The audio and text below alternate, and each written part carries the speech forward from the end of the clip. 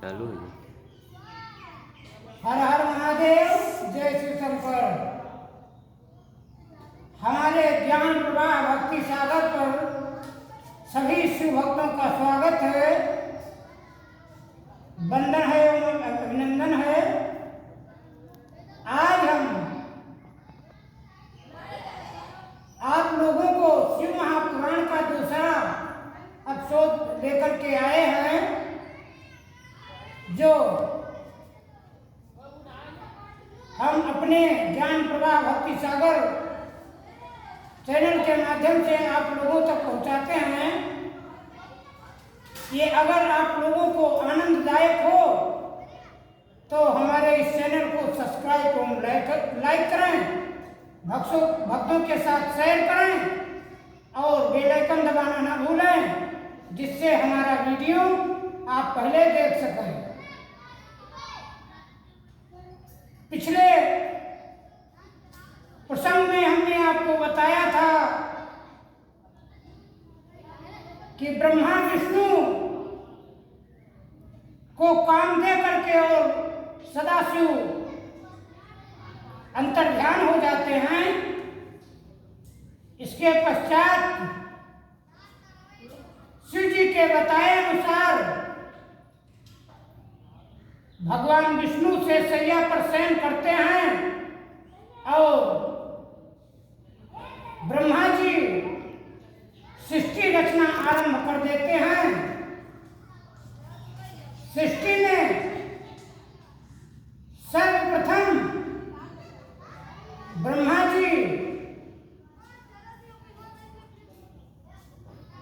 जी के द्वारा सनकादिक ऋषि को उत्पन्न करते हैं। सनक, सनंदन, सनातन, सनत कुमार, ये 4 ऋषि को उत्पन्न करते हैं। इसके बाद सप्त ऋषि को उत्पन्न करते हैं। शब्द के द्वारा ब्रह्मा जी मानसिक संकल्प के द्वारा सप्त ऋषि को उत्पन्न करते हैं, जो सभी संसार को सीख देने के लिए, ज्ञान देने के लिए, संसार के हित के लिए जिनको उत्पन्न किया, वह संसार को ज्ञान देते हुए संसार में सभी लोगों को सुख प्रदान करते हैं, आनंद प्रदान करते हैं। और इसके पश्चात ब्रह्मा जी ने मानसिक पुत्र में नारद जी को उत्पन्न किया, जो देव ऋषि हुए और नारद के नाम से विख्यात हुए। देवर्षि नारद के पश्चात ब्रह्मा जी ने दक्ष प्रजापति को उत्पन्न किया। दक्ष प्रजापति को उत्पन्न किया और इसके पश्चात भगवान शिव जी के तपस्या में दोनों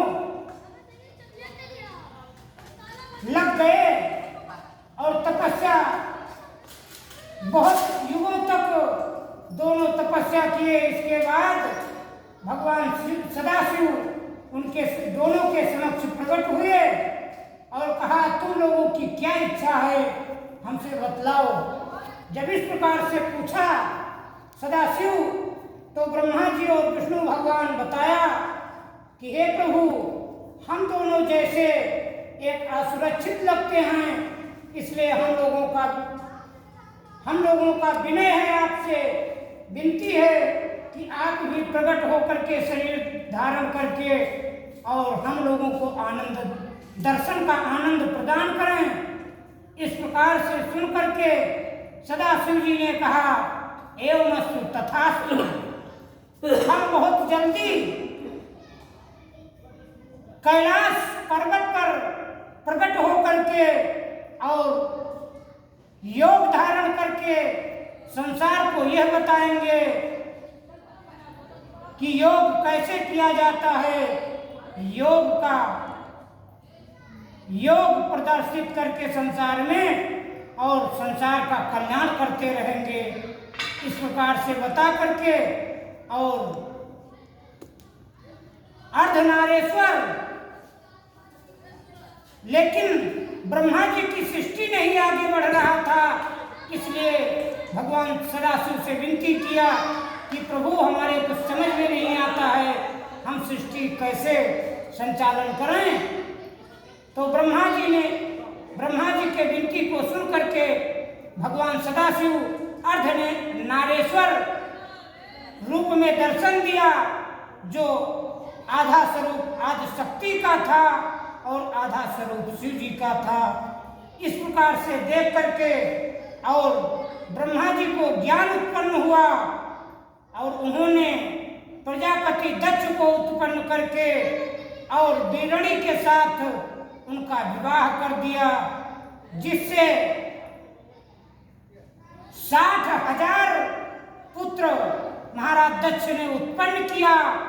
और जो उत्पन्न करते थे उनको सभी को नारद जी ब्रह्म उपदेश दे करके, ब्रह्म ज्ञान दे करके और सभी को साधु बना देते थे।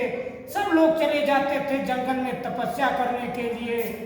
इस प्रकार से देख करके महाराज दक्ष क्रोधित हो गए और देवर्षि को श्राप दे दिया कि जाओ, आज से हम तुम्हें श्राप देते हैं कि दो घड़ी से ज्यादा तुम कहीं ठहर नहीं पाओगे। ये देवर्षि को श्राप दे करके और पुनः सृष्टि में संलग्न हो गए महाराज दक्ष प्रजापति।